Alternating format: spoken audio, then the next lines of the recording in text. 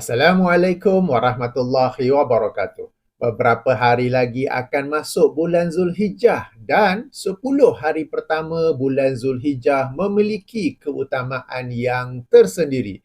Justru pada kesempatan ini ingin saya berkongsi beberapa hadis tentang keutamaan dan amalan pada 10 hari pertama bulan Zulhijjah. Dalam sebuah hadis yang dikeluarkan oleh Imam At-Tirmizi dalam sunannya, hadis nombor 688 atau penomboran lain hadis nombor 757 dengan darjat yang sahih. Rasulullah sallallahu alaihi wasallam bersabda, "Ma min ayyamil amalus salihu bihinna ahabbu ilallahi minal hazihil ayyamil ashra." Minal ayyamil ashri. Bermaksud tidak ada hari-hari yang beramal soleh padanya lebih disukai oleh Allah berbanding 10 hari-hari ini. Faqalu, maka berkata ataupun bertanya para sahabat, "Ya Rasulullah, walal jihadu fi sabilillah?" Wahai Rasulullah, tidak juga berjihad di jalan Allah? Faqala Rasulullah sallallahu alaihi wasallam, maka Rasulullah sallallahu alaihi wasallam menjawab, "Walal jihadu fi sabilillah illa rajulun kharaja bi nafsihi wa malihi falam yarji' min zalika bi syai'in."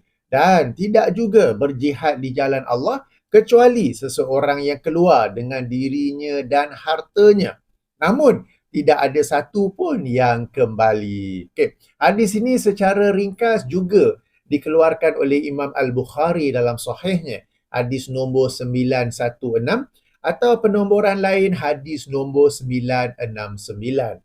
Hari-hari yang 10 merujuk kepada 1 hingga 10 Zulhijjah.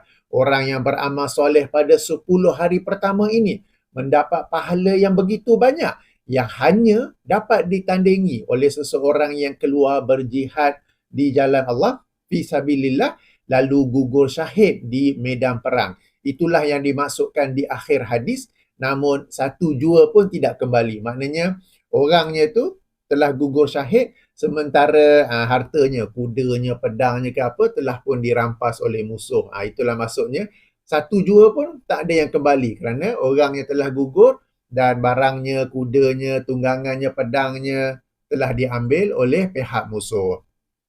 Okey, sedikit catatan, hadis ini menimbulkan kemusykilan yang manakah lebih utama, 10 hari terakhir bulan Ramadan atau 10 hari pertama bulan Zulhijjah. Sebab sebelum ni kita biasa dengar kalau 10 hari yang terbaik merujuk kepada 10 hari terakhir bulan Ramadan. Tapi hadis ni pula pun menyebut 10 hari pertama bulan Zulhijjah.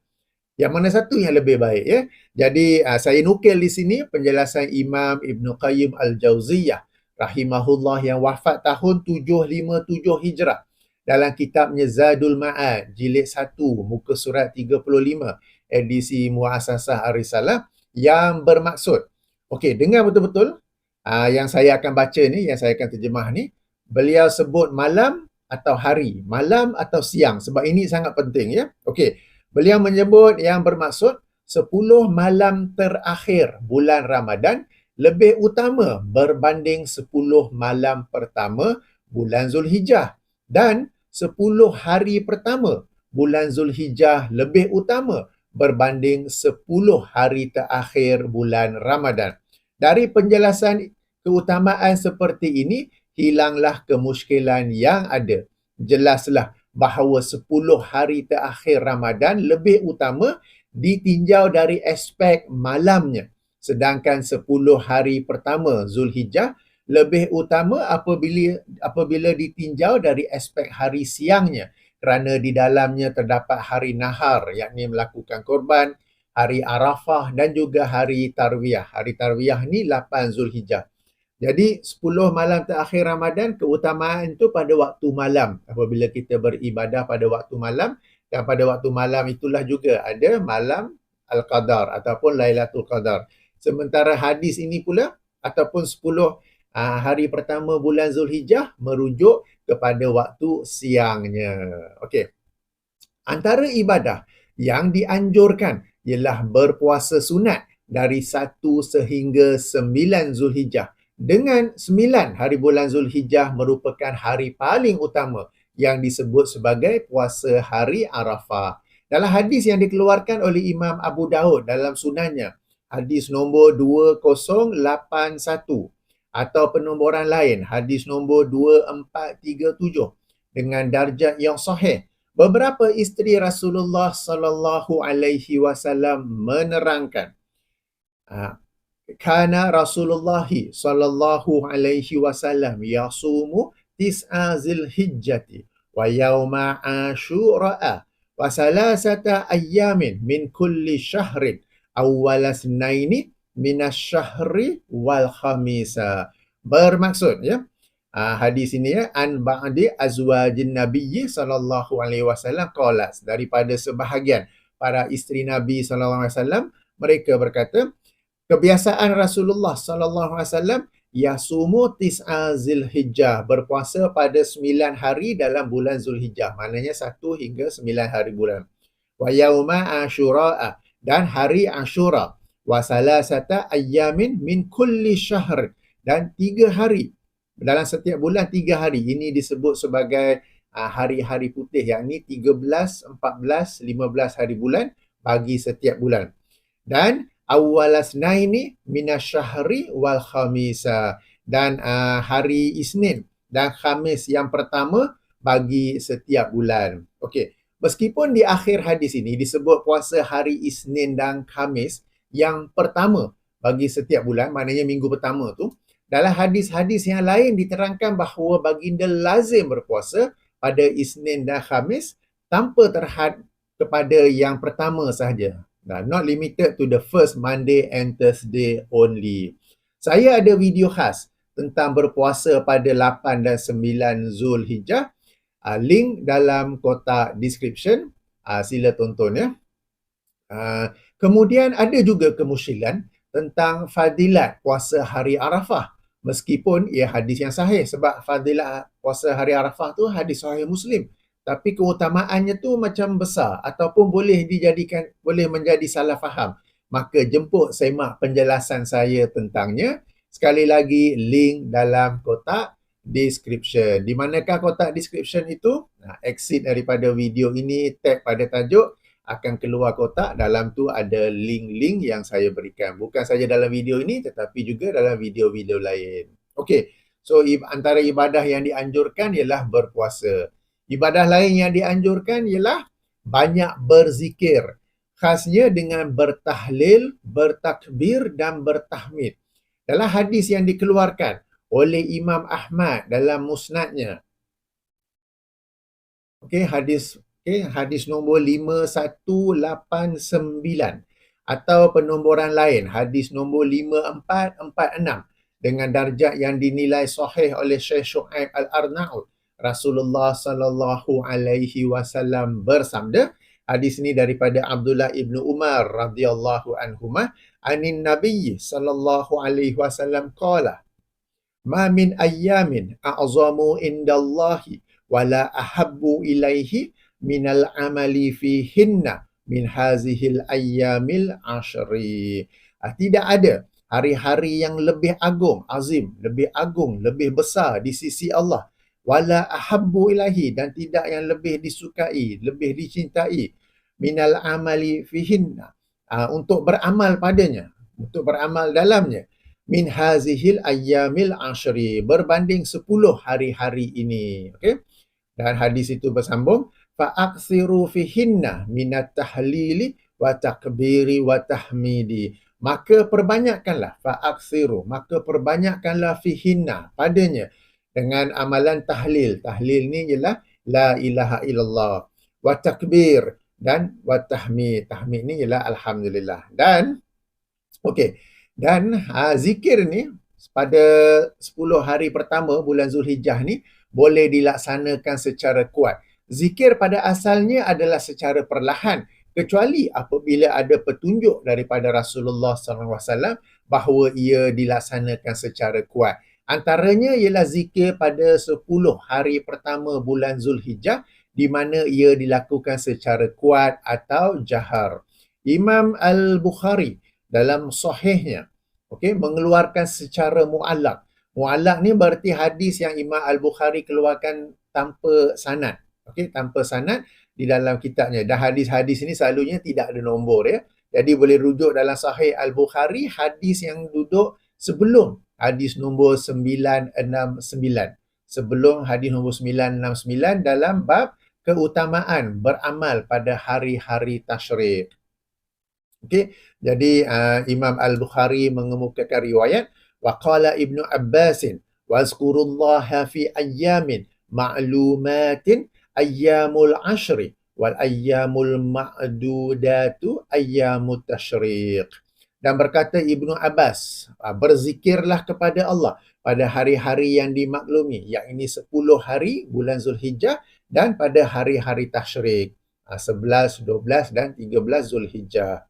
Kemudian Imam Al-Bukhari mengemukakan riwayat lain, wa kana Ibnu Umar wa Abu Hurairah yakhrujani ila suqi fi ayyamil ashri yukabbirani wa yukabbirun nasu bitakbirihima.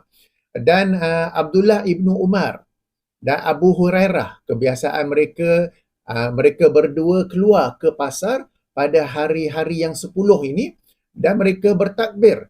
Dan takbir mereka itu diikuti oleh orang ramai. Wa kabbara Muhammad bin Ali khalfan nafilati. Dan seorang lagi yang bernama Muhammad bin Ali biasa bertakbir setelah solat sunat. Okey, jadi ini riwayat daripada Sahih Al-Bukhari, tapi ingat bukan hadis sahih mengikut darjat Imam Al-Bukhari, tetapi riwayat mu'allaq yang dikeluarkan oleh Imam Al-Bukhari. Okey, merujuk kepada takbir, ada sedikit penjelasan. Ada 2 jenis takbir. Pertama disebut sebagai takbir mutlak, yang ini takbir yang tidak dikaitkan dengan waktu tertentu. Dan yang kedua ialah takbir muqayyad, yang dikaitkan dengan waktu tertentu.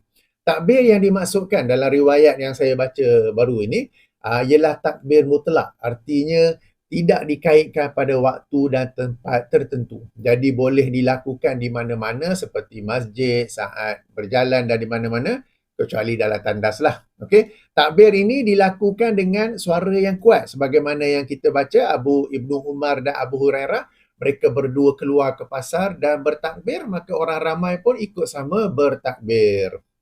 Okey, ini zaman ini Rasulullah SAW sudah pun wafat. Ini zaman selepas itu ya, di mana bila perkara ini berlaku tidaklah dianggap sebagai satu keanehan. Sekarang ni kalau berlaku, kalau buat itulah sesuatu yang dipertimbangkan, orang agak pandang serong pula kan. Okey.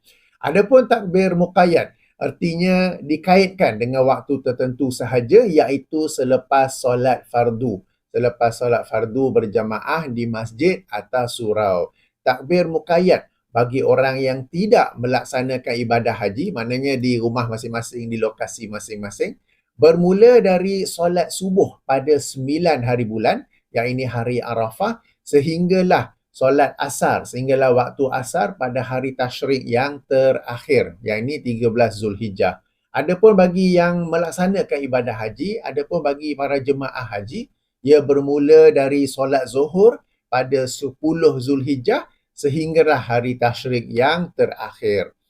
Cara bertakbir pula, ataupun lebih tepat lafaz takbir pula, ialah Allahu Akbar, Allahu Akbar. La ilaha illallah, wallahu akbar, Allahu Akbar, walillahil ham. Tentang lafaz-lafaz bacaan takbir ini, antara yang berasal daripada para sahabat atau antara yang lazim kita baca sekarang ini, saya ada video khas yang menjelaskan lebih lanjut tentangnya. Sekali lagi, link dalam kotak description. Okey, antara lain ialah ibadah haji dan kurban. Okey, kedua-dua ini dimaklumi ramai, maka tak perlu saya mengulasnya ya. Moga-moga dengan sedikit perkongsian ini dapat kita manfaatkan 10 hari pertama bulan Zulhijjah dengan berpuasa dan banyak berzikir. Selain itu, dianjurkan juga memperbanyakkan amal soleh yang lain sebagaimana keumuman hadis yang saya bacakan di awal tadi, yang bermaksud tidak ada hari-hari yang beramal soleh padanya lebih disukai oleh Allah berbanding hari-hari yang 10 ini ya.